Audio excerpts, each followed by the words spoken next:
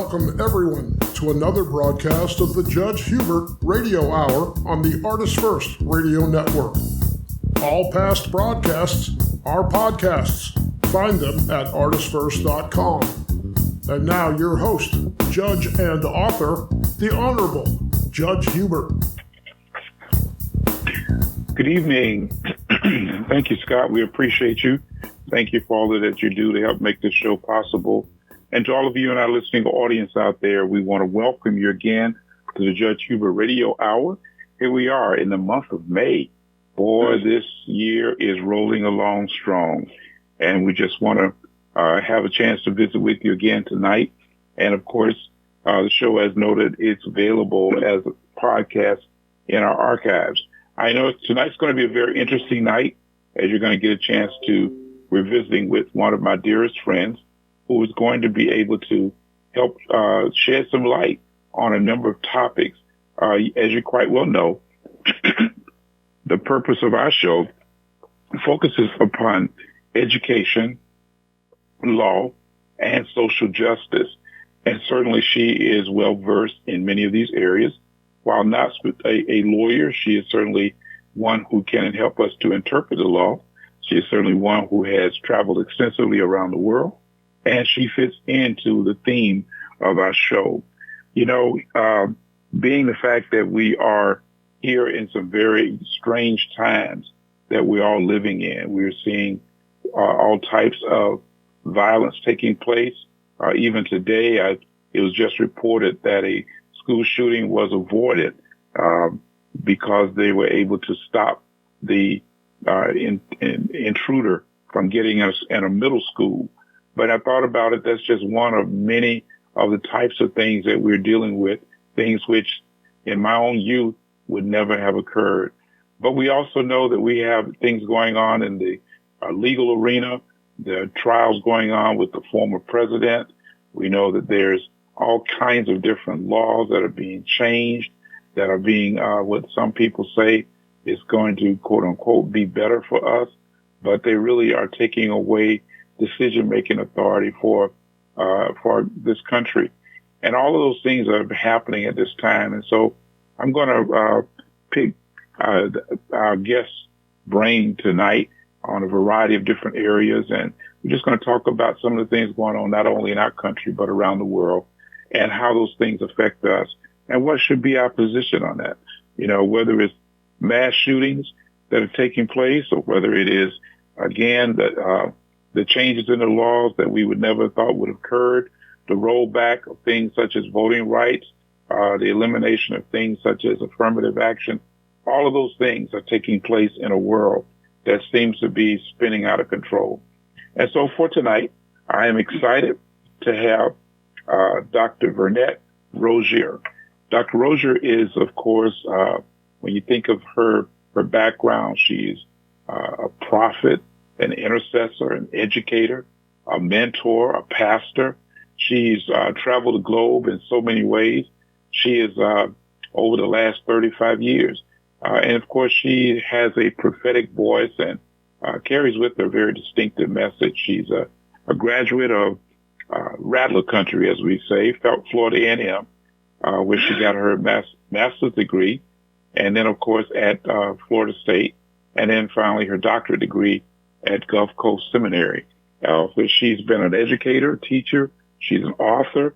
She is an all-around awesome woman, and I would say woman of God. And I know that she's going to share some good stuff for us tonight. So let me take a moment and welcome Dr. Vernette Rosier to the Judge Hubert Radio Hour. Dr. Rosier, welcome.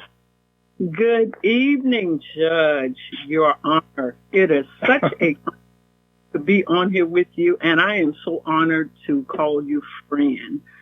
What a blessing. It's someone that I have just admired for many, many years. I admire who you are in the justice system, and I've read all of your books, and any opportunity to interact and talk with you, I always feel more than grateful. Wow. Well, you can tell this is a mutual admiration society, listeners, because certainly when the two of us often talk, we can talk for 30 minutes or an hour. And it's around a wide range of topics, areas. And so that's the reason I wanted to get you here on our show tonight. So let's talk a little bit about your background, your growing up, and how you got to where you are today. Tell us a little bit about where you were. You're Florida. You're a native of Florida. Is that correct? I am. I was born in Jacksonville, Florida. I have a story that's included in my first book, Healing the Whole Person. My father died. Just quick synopsis. My father died when I was 4 of stomach cancer. My mother at age 10, ovarian cancer. And I ended up in Havana, Florida, Gaston County, with my grandparents, John and Ada Beatrice Sweet, on a 150-acre farm, which is the best possible life I could have ever had. We were known as the little rich kids in the community. I didn't realize why they called us that until I was an adult, and thought we are blessed. People that had both parents did not have what we had. Out of the 4 siblings, I was the only one to attend and finish college, Florida University, of course. But backing up a little bit, in the 2nd grade, I can remember dreaming about starting my own school and educating kids. I would make my siblings sit in my classroom. And the Lord blessed me in 1997. I started my own school, K-3, kindergarten, 3rd through 12th grade. And all of my students were dual enrolled by the time I was years at the academy. I was the first Black-owned and operated Christian school in Bay County. Okay. Working on my master's at FSU. The person that took care of the internship was actually teaching curriculum development, which was a course I took. And she was so impressed by the mime and dance team that I brought from my academy, because I included the arts. Before Bay County included the arts in public school, I included the arts. She was so impressed by the mime and dance team that for the first time, she let one of the students intern at my academy. So I had 20 successful years, Fellowship Academy, Eagles. I had an athletic program, basketball team, junior varsity, senior varsity, cheerleading squad, dance squad, and we actually played public schools. And the last year that we played basketball and played against public schools, we ended with 30-0. 30 wins, wow. 0 losses. We played so many public schools that they refused to play us again. With a small Christian academy.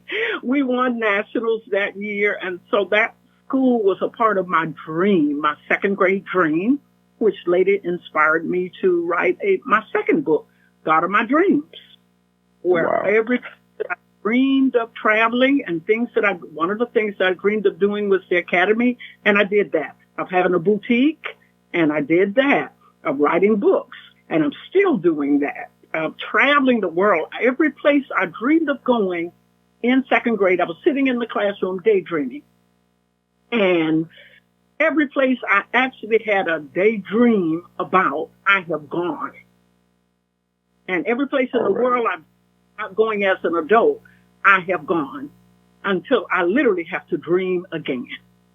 Wow. Wow. Well, I got a question on that one. Is it too late for me to dream? I'm certainly not in 2nd grade. I'd love to be able to dream about some places that I'd like to travel around the world and see some of the great, what should we call it? Just some of the great places throughout the world. Yeah, absolutely. You know what I tell young adults and the people that I mentor and children, I would say to them when they were in their academy, and then adults, as I mentor them, I mentor nurses, doctors, lawyers, a number of people around the nation and abroad that I mentor. And one of the things that I've said to them is don't be afraid to dream and have a vision board. Have a vision of what you want to do and where you want to go, where you envision yourself. I'm where I envisioned that I would be, -1, where I would be at this time in my life. I'm 69 years old, and I envisioned traveling the world and writing books and doing seminars and workshops.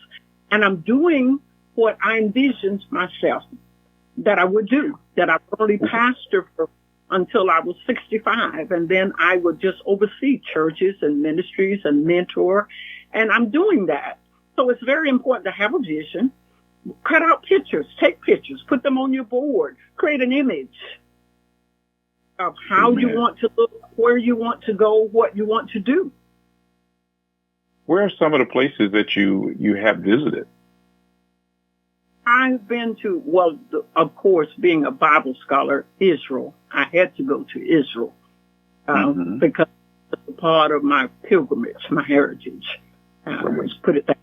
I have been to Egypt. I've been to Luxembourg. I've been to Geneva, Switzerland. I think the second time I went to Geneva, I've been there probably 8 or 10 times. The second time I went to Geneva, Switzerland, I actually spoke at the United Nations. And I was just so elated. What was that like? I was mesmerized. Yeah, I kept pinching myself thinking, I am dreaming. This just does not happen. This is unreal. And I've been to it was. It was. I stayed in the Roosevelt Hotel and reminisced that, wow, this is where President Roosevelt stayed, and they named the hotel after him, and that was on my first visit. Wow. That's amazing. Amazing. I have had an amazing life. I've been to, I've done the Greek islands. Yeah. Okay. I've been to Rome, Ireland, Scotland, Iceland. And I believe you recently were visiting an Asian country, right? Oh, yes. In August on last year, I went to Asia. I sure did. I went to Singapore. I flew into Singapore and stayed there for a while, and then took a cruise to Vietnam. Lost track there. I went to China. Wow.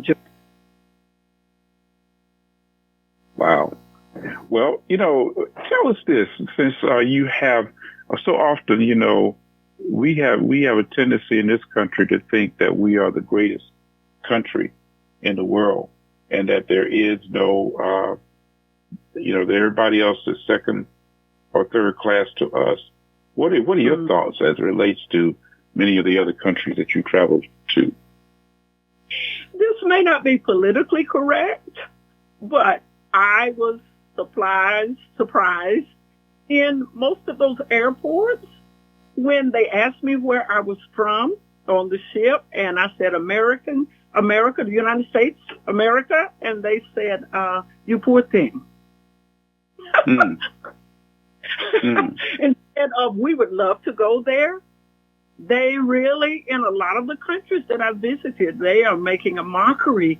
They feel we're making a mockery of ourselves. They're talking about our political zoo, as they called it, the chaos that our government, where we used to be a well-respected country.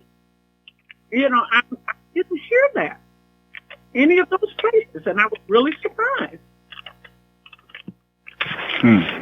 Is there any hope for us to regain that level of respect, and where other countries look at us in a different manner, other than, sort of like shaking their head?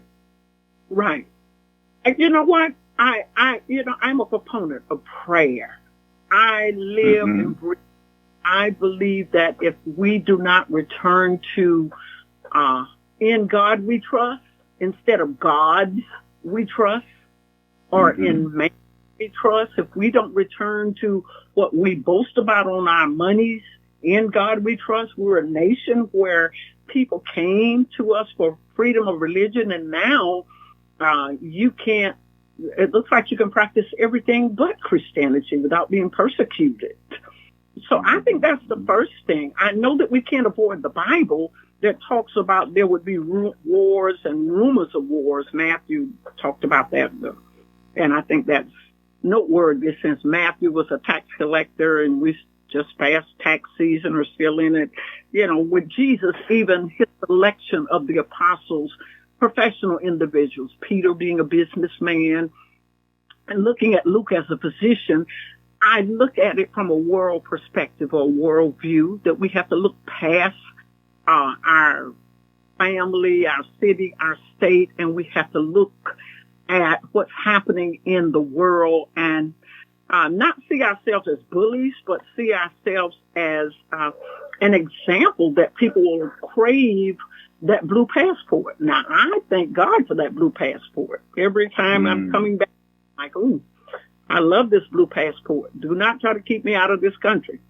But a lot of the places that I've gone, some of the things that we're having, like, and you don't hear a lot about school shootings, as you mentioned earlier, in these other countries. That doesn't. In these countries, you see a lot of the streets are clean. They don't have a lot of the issues with littering, little things that we're dealing with in America. I don't see a lot of those issues. I love the fact that the Germans have one of the best health insurance. All of their citizens have free health insurance. Wow. Too many American citizens struggling to be able to afford health insurance. So there are a lot of changes. I'm sorry. Go ahead. No, go ahead. Continue. There's a lot of changes. As a nation, I think we've gotten behind in terms of literacy. A lot of countries have started much younger. Japan starts their children in long school days at age 2 and 3. We're listed way down the list, past 20, in terms of literacy. So where we were the top nation, we are lagging behind. And I think a lot of that has to do with the arrogance and the conceit and the lack of prayer and us turning away from God. A lot of things I feel or felt that is bringing us back to God, bringing us back to in God we trust. Amazing. And that's amazing. My philosophy, my opinion on that. Well, you certainly have. You are not only are you entitled to your opinion, but you also have a significant historical basis for your opinion. You're not just speaking because of the wind. And even looking at the various books that you have written and the experiences that you've had in moving about the world, what you just said is so important, because I think that if we had people listening to those words that you just spoke, then certainly we could make changes and certainly turn our country around. But right now it's on the verge of breaking apart. I mean, there's references about what's going to happen at the conclusion of this election. There have been threats already being made about what if a certain individual does not get elected, that what's going to happen. There's he made a statement that there will be bloodshed. We've never ever seen that in the country as to elections. I mean, we've always had, by no means perfect, but we've never had it so that people would be threatened as they were in previously at the last presidential election. And now one of the main candidates is saying that if he doesn't get elected, that there's going to be bloodshed. And they're already talking about some even greater restrictions upon what's supposed to be the land of the free and the home of the brave. So it's really sad that this is the kind of mindset that far too many people in this country seem to be adopting. And I just can't really put my finger on it. What's this all about? I guess we do have to go back to a greater understanding of God, a greater understanding of the power of prayer. And certainly that there is hopefully a mind swell or groundswell, should I say, of people that can help us to turn this thing around. It's like a big ocean liner out there. When you try to turn one of those around, man, it takes a bit. You can't just spin it around on a needle. It takes a while to turn it around. Well, you know what, Judge? Go ahead. Every chance I get, whether on radio or television, and I've been blessed to be on radio and been on a lot of television shows as well, and having my own. What I try to constantly say to the church world, to vote as well as pray, because faith without works is dead, and it's too many individuals that aren't taking an active role in politics by praying. Making sure that the right people are a part of the Senate, the right people are a part of the legislative body, that we have the right people in office, and our vote matters. If we don't vote, then I don't believe we have the right to gripe if we don't vote.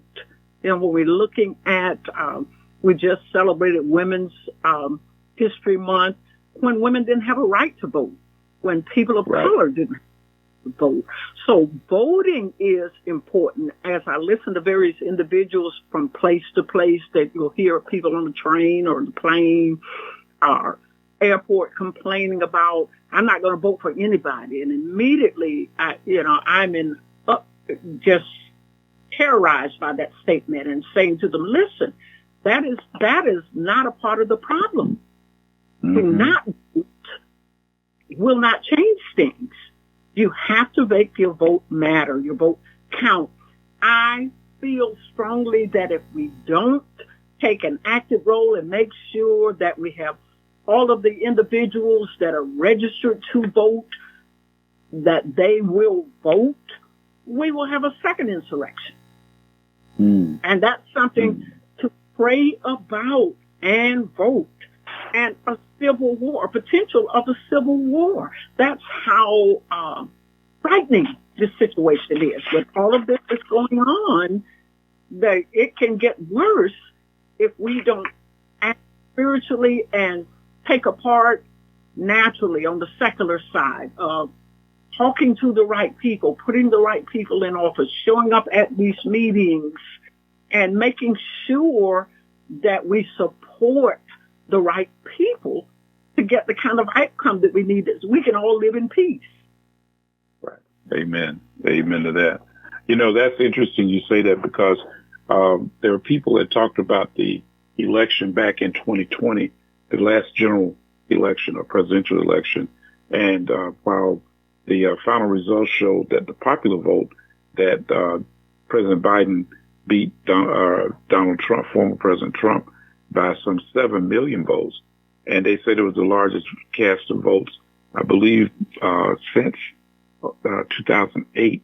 But the real problem is that both candidates were really defeated by the people who stayed at home, because who didn't vote. And there is danger in that occurring again, that these people are saying, for whatever, they've stuck their heads in the sand, and they say, oh, I'm not going to vote. It's going to, and they say statements like, it's going to be the same anyway. It's the lesser of two evils. Ain't nothing I do going to change, and my vote won't change anything. And they have literally deceived themselves and made themselves believe that their vote doesn't matter.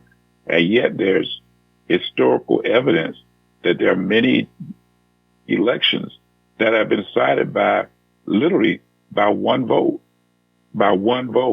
Or if you multiply that on a larger scale, for example, in our own state, Gillum, who ran against DeSantis in 2018, DeSantis beat him by 35,000 votes statewide. Well, if you go back and look, that is a very small number. That's less than one vote per precinct. If one more person per precinct came out. And this gentleman is one that's been pushing all kinds of different restrictions, such as banning books. Now, that goes counter to educating people and allowing people to make the choices that they want to make for what they want to learn. But they began this process during the time he's been in office, and they have banned books. They have declared that the advanced placement Black history course had no value. They've eliminated Black history from that perspective. but they've implemented history for other cultures in order that it be taught in school, as well as a class that from the time of children being in elementary school, that they got to learn now that communism is a bad thing. Well, I remember in my own high school days, they taught the class called Americanism versus Communism, but it was one class. But now they're going to try to indoctrinate students about the greatness of America instead of giving these young people a chance to truly, truly, truly help make America a better place to live for us all. So you're right. There's all kinds of stuff going on that it troubles us, and it has to, and as you say, it puts America in a very bad position worldwide to be able to have people look at us and say, we used to be a great country, but look at us now. And I think you used a phrase earlier that you had people coming up to you saying that they shook their head when you told them that you were from America and said, did something like, I feel sorry for you? Yes. Wow. Absolutely. Yeah. Well, we like to say we got it. These were like countries that, some of which they didn't have the freedoms that we have, but they didn't admire or see America as a place where home of the free, land of the brave, home of the free, vice versa. They didn't see us that way. They saw it as a country that was filled with chaos. Mm. Mm. And I'm told that our democracy is at risk, some of which said your democracy is at risk. You'll soon be a nation under martial law and dictatorship. Wow. It's unfortunate. Well, let me ask you this, since they were giving you sort of a prophetic message. I know that you have that gift of prophecy, and you have, because I remember, oh gosh, it's probably been over 20 years ago when you spoke into my life, and to see those things begin to unfold as they were.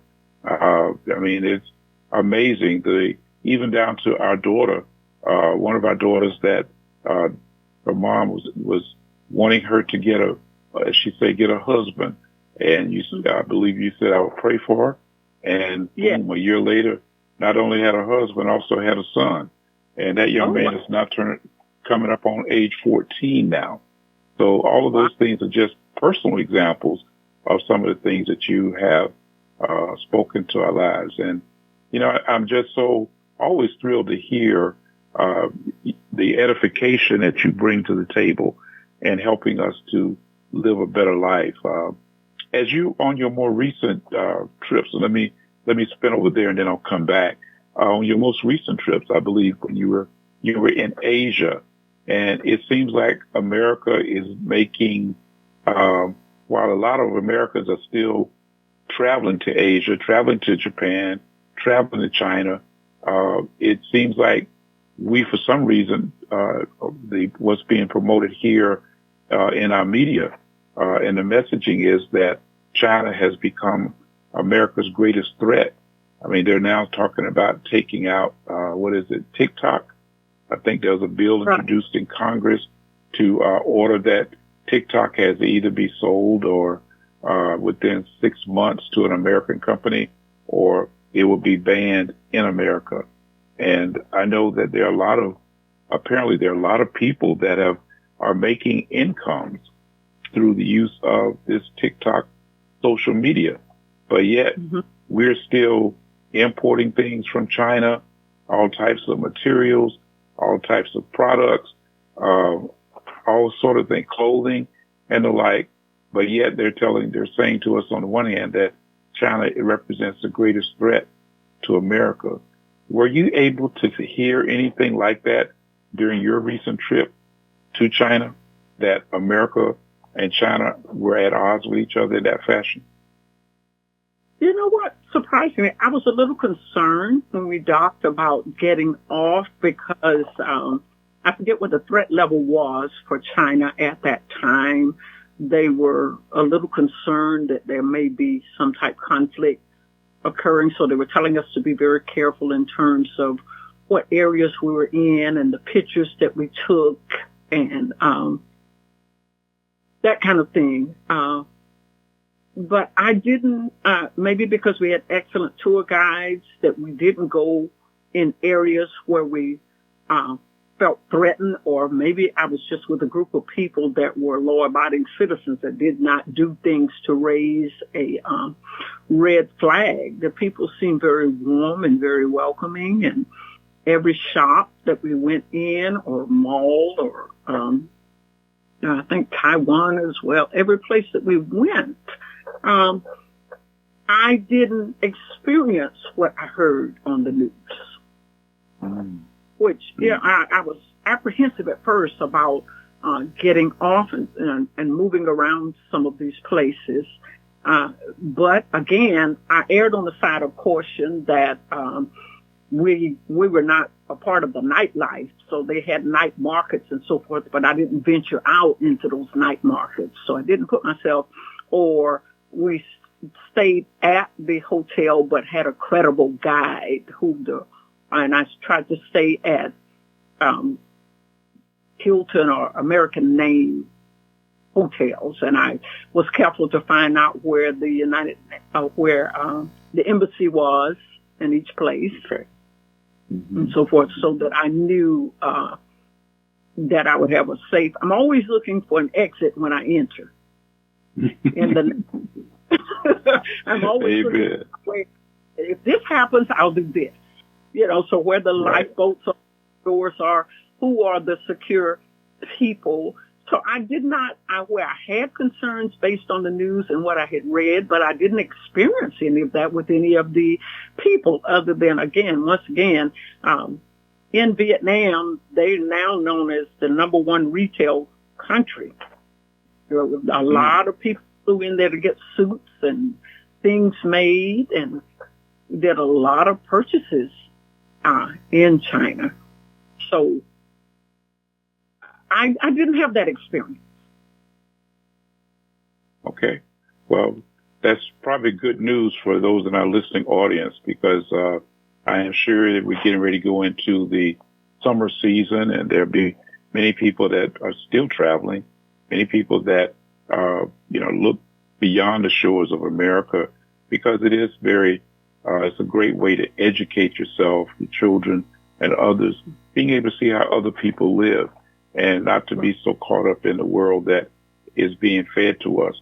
I see things, for example, like how many of our music industry, they seem to promote a lot of, I would call it insanity, with some of the things that they, in terms of the clothes they wear, the acts that they engage in on stage, and things of this nature. And while I know you probably are not a person that went to those kinds of concerts, but did you see, in terms of the values and mores of the other countries that you attended, did you see anything that again put America and those countries in direct opposition to each other?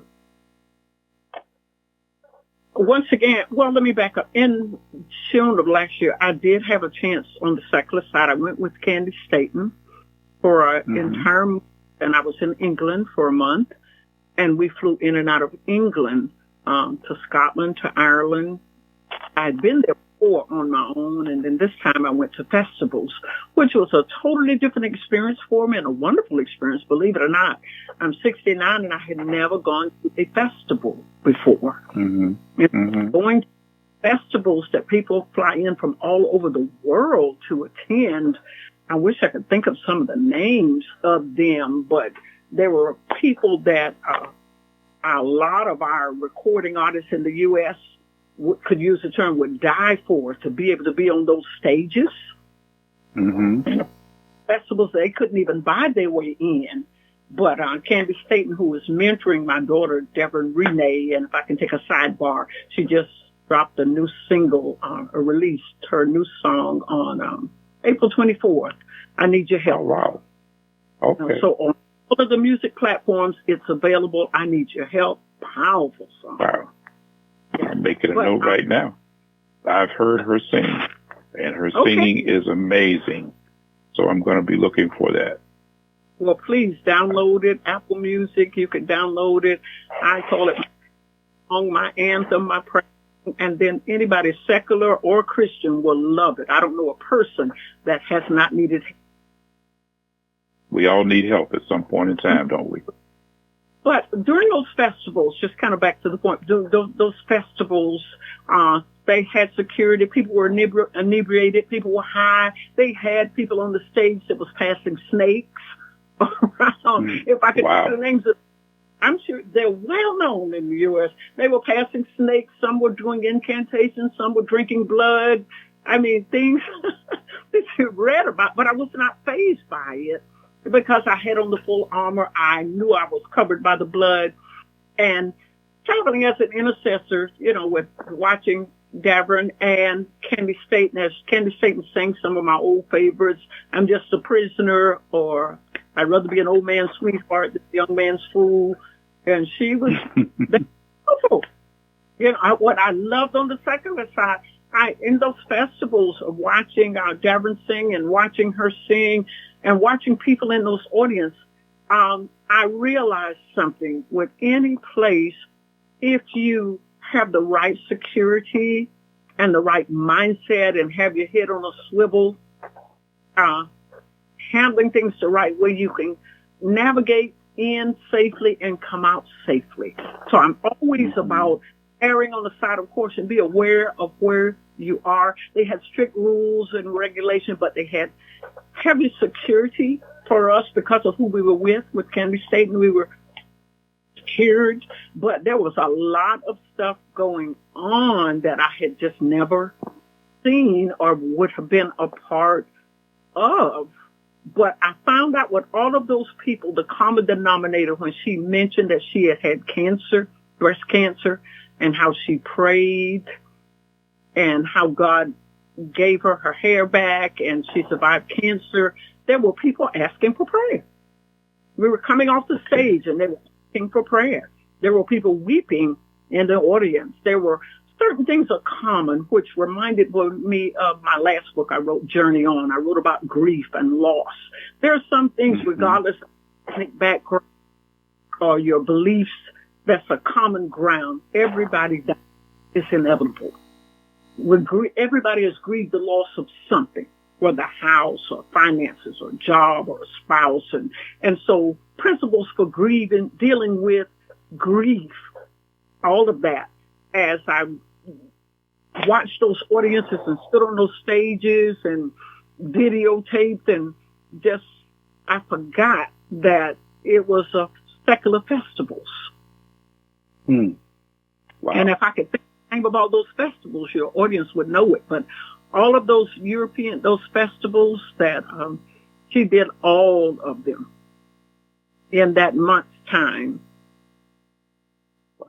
Okay. It was just nice to understand people are just people. Some things are common for all people. And so often we forget that, don't we? Right. We often forget that. Well, you know what you just said triggered me to ask this question. You have witnessed many miracles in the course of your life and in the course of your journey. You write about some of those kinds of things. You write about experiences that have not only transformed you, but have transformed people around you. That you have seen people, as you mentioned earlier, who had the gifts of the Spirit, or as you said, had the whole armor of God, so you weren't worried about anybody coming against you or doing stuff that may be harmful to you. So talk about some of those miracle experiences and major experiences in the course of your life and share those with our audience.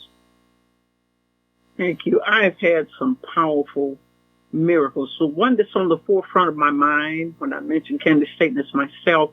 In 2014, I was diagnosed with endometrial cancer. And this was right after I had returned from Israel. As the ship is leaving the port, I started hemorrhaging. And I remember I was praying, God, do not let me bleed to death in the middle of this ocean, because we were at sea the next day, and then the following day we were in Rome, and I would fly home. And I remember saying, Lord, just spare me, get me home.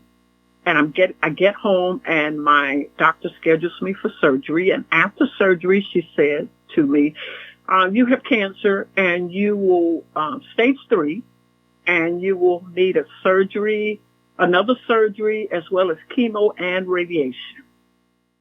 And I remember fasting and praying, and on the natural side, the mother side of me, checking to make sure all of my affairs are in order, that my children and my grandchildren are provided for, that the will, everything is in place. Because my first thought was, God, I've had a marvelous life. If it's time for me to go, thank you. I know to fall asleep on earth is to wake up in heaven, so I have no fear of death. But I prayed, if it's not time for me to go, my vanity kicked in. Lord, I don't want to lose my hair to chemo. Okay. Please give me a miracle. Don't let me. And I've watched people so sick.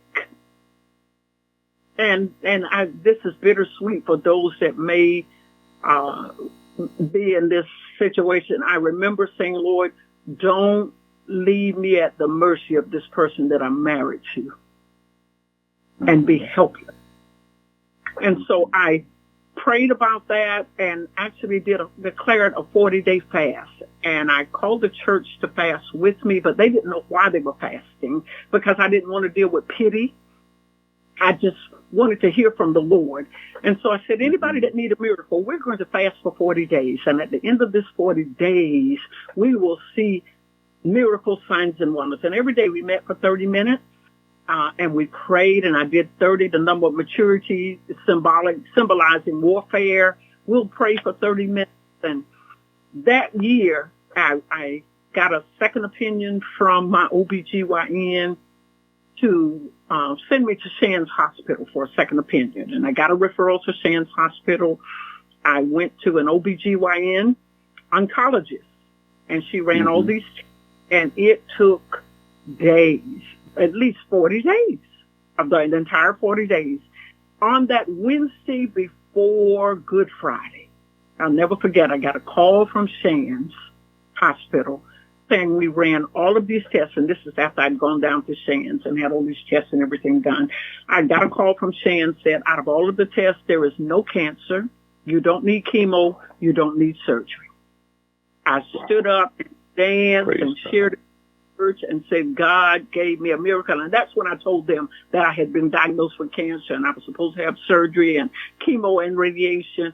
God gave me a miracle. They said, you don't need chemo, you don't need radiation, you don't need surgery. And after I shared that, I did an altar call for those individuals that might need a miracle. And the first person that came up to the altar was a young lady that had been diagnosed with breast cancer. So that was a miracle that the Lord did in my life. And that was after 10 years prior to that, I was diagnosed with an aneurysm. 3 doctors, 3 a neurologist, a neurosurgeon in Panama City, and then a neurologist in Tallahassee said I had an aneurysm. I asked the neurologist or neurosurgeon in Tallahassee, give me a referral to Shands. I went to Shands. And they told me to prepare, bring all my film with me and everything, and prepare to have surgery, brain surgery. I took everything with me. And once again, I put everything in place, saying, okay, God, if it's my time. And I went in to this neurosurgeon, and his intro to me was, I'm one of the top 7 in the nation. That I am from Australia, but I'm one of the top 7. And after he said, you don't look like you need brain surgery. He said, let me run one more test. And he sent me downstairs, ran some more tests, and came back up. He said, let me do something else. He did it. And standing in that neurosurgeon's office, he did something that most doctors never do. He said, I can tell you with 100% certainty, you don't have an aneurysm. Wow. Though I had a copy of the images from Panama City, I had copies of the images from Tallahassee. That neurosurgeon who was my second opinion. Shan's was my third. He said with 100% certainty, there is no aneurysm. God worked a miracle in my life. And interestingly enough, that was near around the time of Pentecost, the Feast of Pentecost. So I had miracles surrounding Passover and miracles surrounding Pentecost. Wow. Amazing. Amazing. And not only have you personally had miracles, but you have prayed for and seen other people receive miracles. Do any of those kind of come to mind? Yes, sir. The first one that comes to mind, near and dear to the heart, my daughter, 6 months old, I had her in my arms. I was driving the car, 4-lane highway, and I shouldn't have had her in my arms. During those times, you didn't have to have them in a car seat. And it started raining. The car started spinning, threw her out of that car. And the car kept spinning and hit a tree on the other side of the highway. I remember the speakers being ripped out, totaled the car. I had my 2 sons in the back and her in my arms at 6 months. Threw her out of my arms. I remember getting out of the car and my sight leaving me, and I'm saying to the Lord, I am going to die right now. This is going to kill me if I kill my only daughter. I looked down and she was laying on the ground. I thought she would be pinned between the tree and the car, or she was on the highway and cars have run over her, because we came across 3 lanes. Wow. I picked her up and she was limp like a dish rag.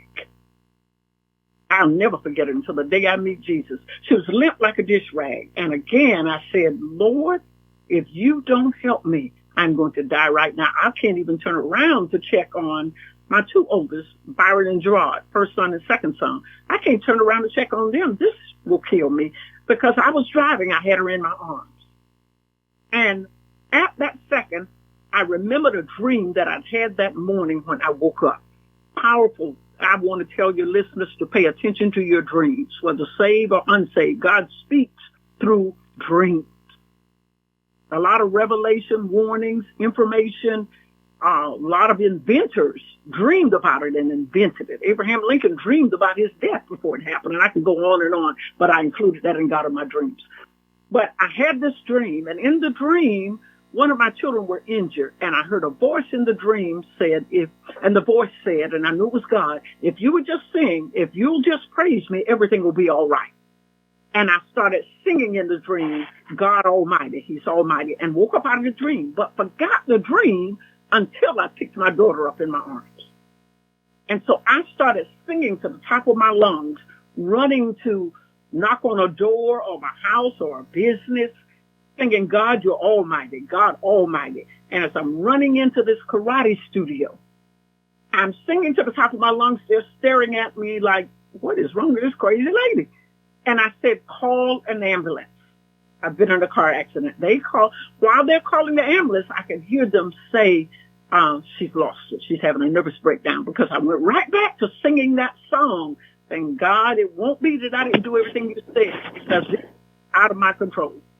I need you to not only let my daughter live, I need her to be fine. If she's crippled, I won't overcome. I'll never be able to preach. I won't be able to function for you.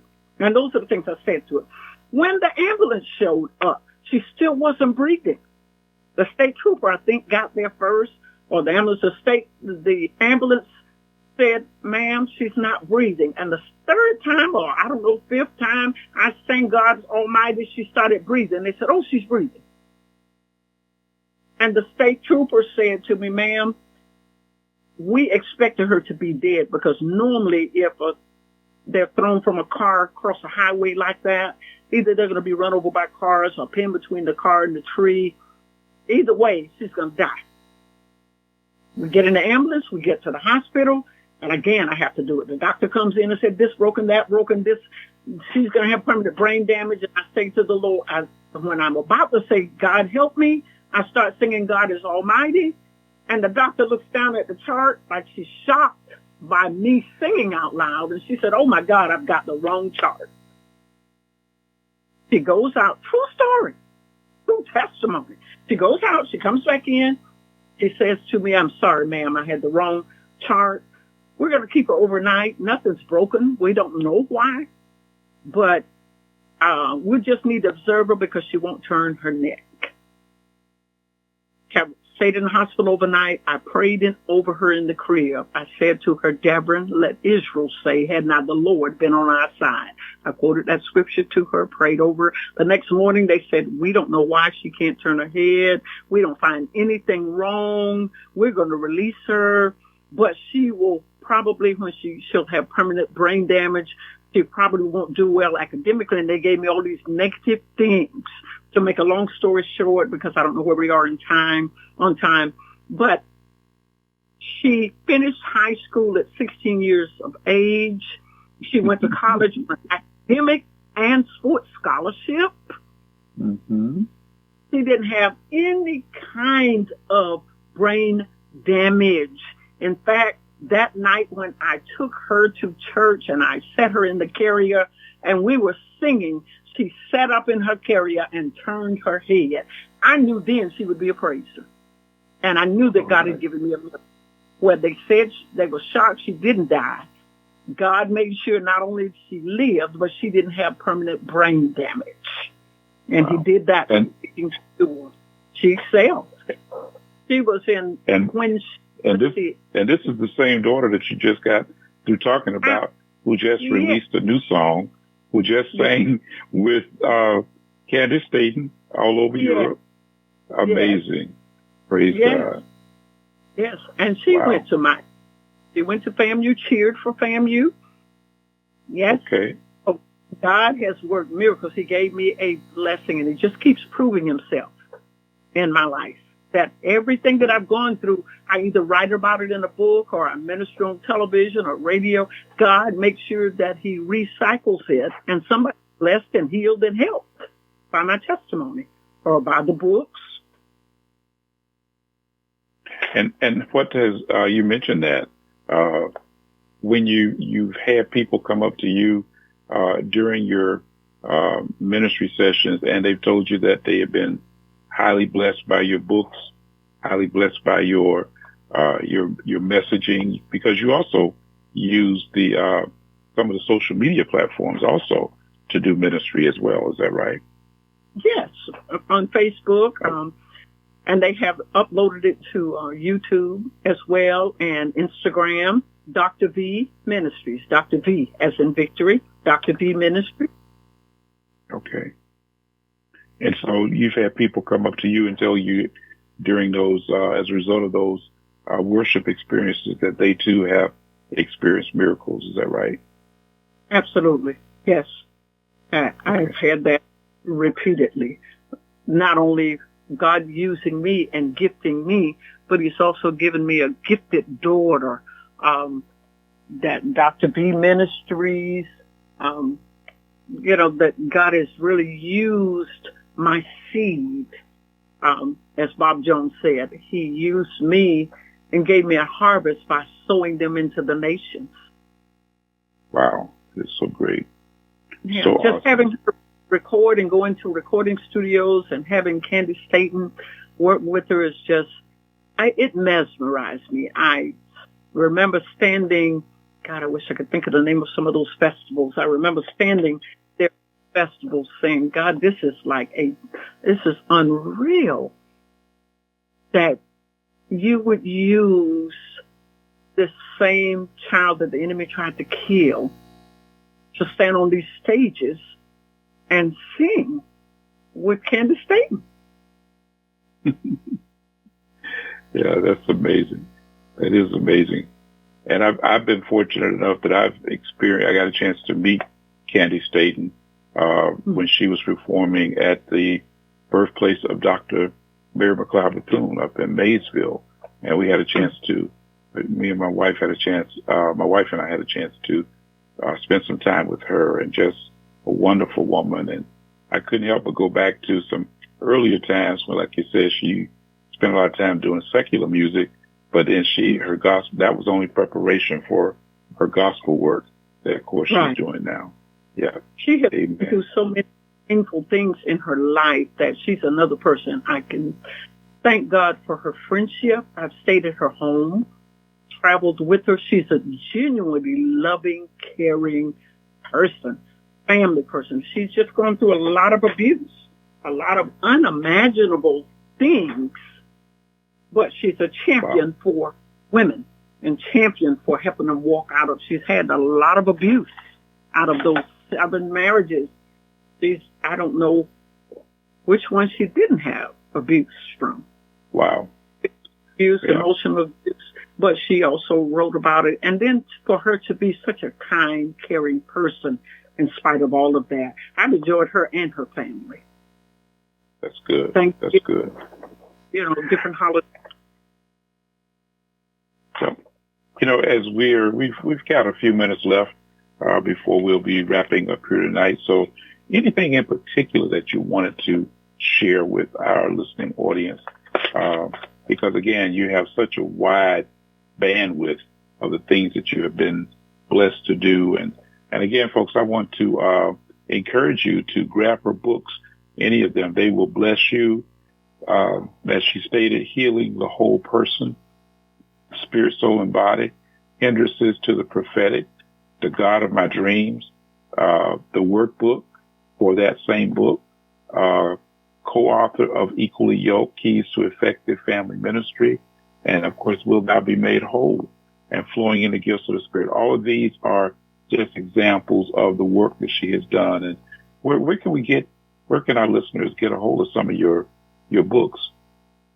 My workshop is my website is under construction. They're working on that right now, but if they'll go to my ministry page, Healing the Whole Person, if they'll go to Dr. B Ministries, or if they'll go to my Facebook page, it'll guide them as to how they can order the books. The first 3 books I did through Destiny Image, Equally Yoked, Will Thou Be Made Whole.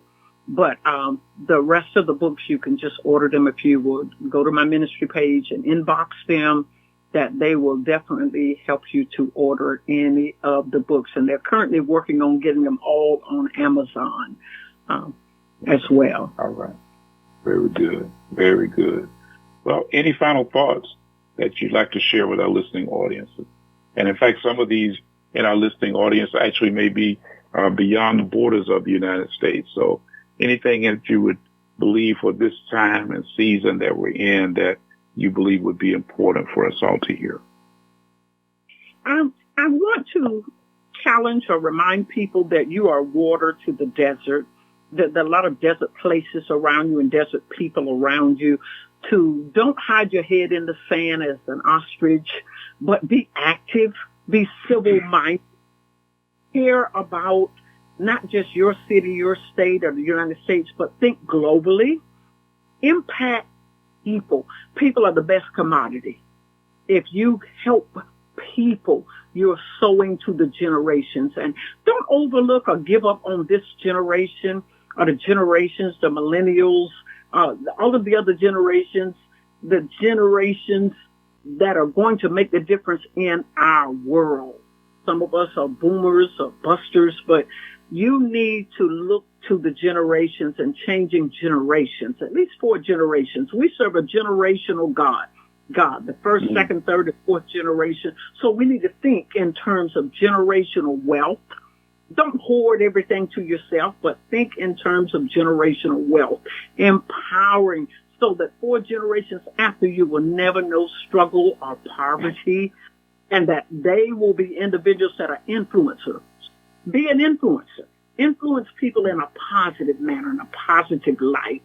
Think about you are the only Bible that some people may ever read. So give them the right image. Give them the right picture. And then just my final thoughts is, be kind and loving to everybody. You may be entertaining angels unaware. You don't know what people are going through. You can either diffuse the situation or create a bomb threat. So be careful with your words and your actions. Wow. That's a message right there. In that last 2 or 3 minutes of what you have just shared is something that can change the lives of individuals, but also change the world if people just let it become a groundswell of how we treat one another. And that's amazing. But I certainly have enjoyed the opportunity to be able to spend some time tonight talking up to you and with you and just exploring many of the things that you have been blessed to do in the course of your life. We've covered a lot of different areas, and I'm certain that there will be people who have been blessed tremendously by what you have shared. So once again, Dr. Vernette Rosier, we want to thank you. I call her Dr. V all the time, or Pastor V. Yes. And, I just want to thank you for taking time out of your very busy schedule and spending some time with us here on the Judge Hubert Radio Hour. God bless you. God keep you. As we always close out with this, the words of a dear friend of mine, Dr. Matt King Carter, always said, never go to bed as ignorant as you were when you got up this morning. Every day you ought to learn something new.